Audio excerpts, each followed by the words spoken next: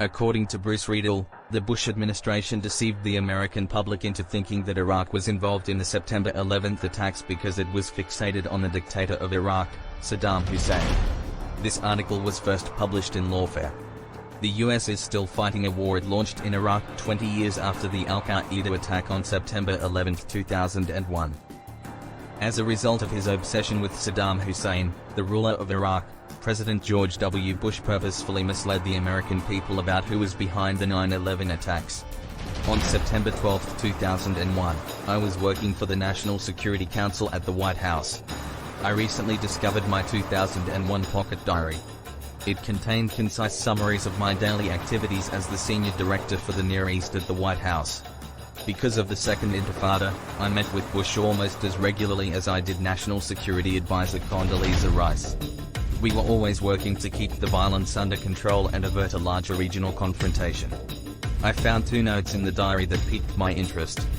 I was with Bush on September 14 when he spoke with British Prime Minister Tony Blair for the first time since 9/11. Bush promptly declared that he would shortly strike Iraq. Blair was visibly shocked. He questioned Bush for proof of Iraq's involvement with Al-Qaeda and the 9/11 attacks. Of course, British intelligence was aware that there was none. Saudi Ambassador Prince Bandar bin Sultan visited Bush at the White House on September 18, 1 week after 9/11. On the Truman balcony, the gathering was held. Rice and Vice President Richard Cheney were also present. The president obviously thinks Iraq must be behind this, according to my memo. His biased queries to Bandar are obvious. Bandar appeared puzzled. Bush was informed by him that there was no proof of Osama bin Laden and Iraqi cooperation from the Saudis. They have a long history of animosity.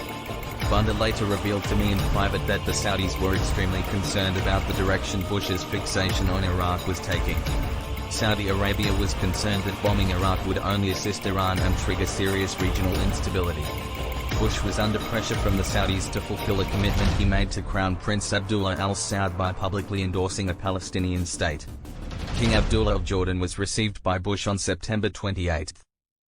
The king urged the president to intervene to reopen negotiations between Israel and Palestine.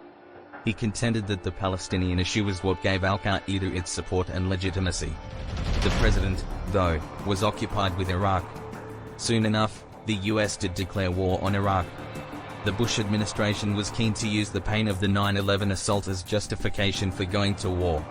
The administration allowed Americans to assume that Iraq was somehow connected to both 9/11 and Al-Qaeda, despite the intelligence community's clear determination to the contrary.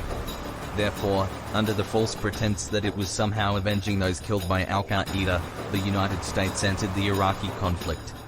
The scenario was powerfully demonstrated by a Washington Post poll taken 2 years after 9/11, which found that 69% of Americans at the time thought Saddam Hussein was personally involved in the attack.